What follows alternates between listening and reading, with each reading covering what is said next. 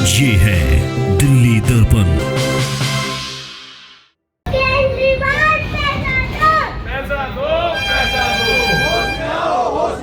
अब दिल्ली में जो उपवास रखा जा रहा है बीजेपी के कार्यकर्ताओं के द्वारा, किराड़ी में हमने देखा और अब कराला में निगम पार्षद हमारे साथ मौजूद हैं और भी कई सारे लोग हैं जो अब प्रदर्शन कर रहे हैं, उपवास कर रहे हैं, बातचीत करते हैं। नहीं चलेगी, होश में आओ, होश में आओ, केजरीवाल होश में आओ। देखिए ये इस तरीके के पर्चे यहाँ पे बांटे जा रहे हैं कि आम आदमी पार्टी सरकार द्वारा भाजपा शासित निगमों में विरोध प्रदर्शन।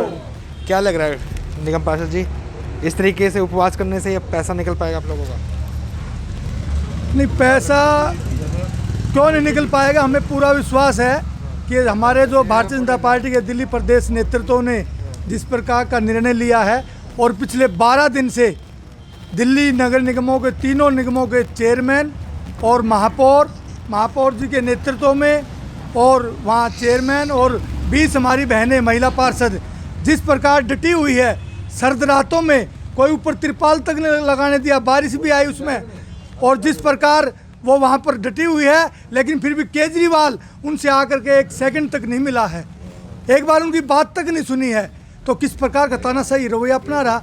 लेकिन आज हमारे नेतृत्व ने निर्णय किया कि आज उन्होंने उपवास शुरू कर दिया है, भूख हड़ताल, हंगर स्ट्राइक। लोकतंत्र में यही एक हथियार है कि यदि कोई दूसरा नहीं माने, लोकतंत्र में कोई राजनीतिक पार्टी, कोई तानाशाही सरकार नहीं माने, तो उसके खिलाफ पहले तो अहिंसात्मक आंदोलन करेंगे, धरना प्रदर्शन करेंगे, उपवास करेंगे, और जब नहीं मानेगा तो हंगर स्ट्राइक करेंगे, भूख हड़ताल करके अपने जीवन को आहूत कर देंगे, अपने आप को समाप्त कर देंगे दिल्ली की जनता के लिए, निगम के कर्मचारियों को पेंशन देने के लिए, निगम के कर्मचारियों को तनख्वाह देने के लिए। हमारे पास पैसा नहीं है, जो 13,000 करोड़ रुपया जो उन्होंने कुंडली मार करके बैठा है, उसको लेने के लिए हम सब कुछ करेंगे। और आज भारतीय जनता पार्टी के नेतृत्व ने जिस प्रकार हमारे मेयरों के समर्थन में जो उनके आवास पर बैठे हैं, उसी 280 मंडलों में प्रत्येक भारतीय जनता पार्टी के एक मंडल में इस प्रकार का एक उपवास का कार्यक्रम दिया है, जिसमें भारतीय जनता पार्टी का प्रत्येक कार्यकर्ता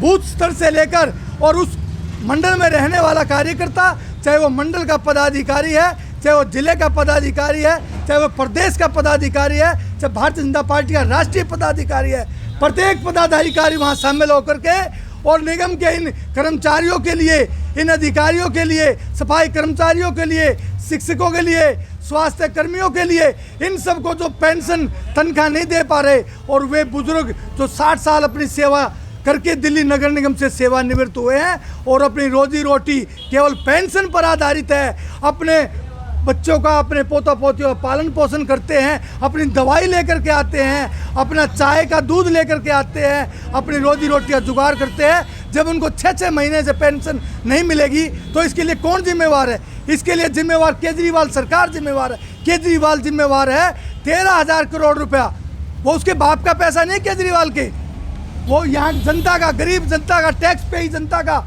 टैक्स का पैसा है जो केंद्र सरकार देती है और कुछ टैक्स का पैसा दिल्ली सरकार लेती है।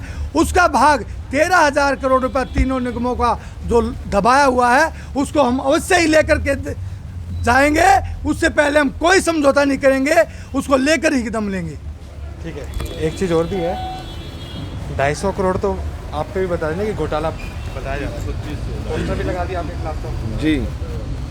2,500 करोड़। देखिए, जो केजरीवाल की ये सरकार है ना, ये सरकार इतनी बड़ी झूठी और इतनी बड़ी निकम्मी सरकार है कि इसको दोषारोपण के अलावा कोई दूसरा काम आता ही नहीं है भाई साहब।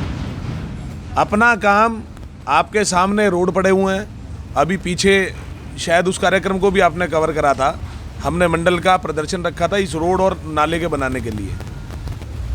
वो आनन फानन में उन्होंने उद्घाटन तो कर दिया, ये तो डिक्लेयर कर दिया रोड बनेगा, 19 करोड़ रुपए इसका बजट हो गया।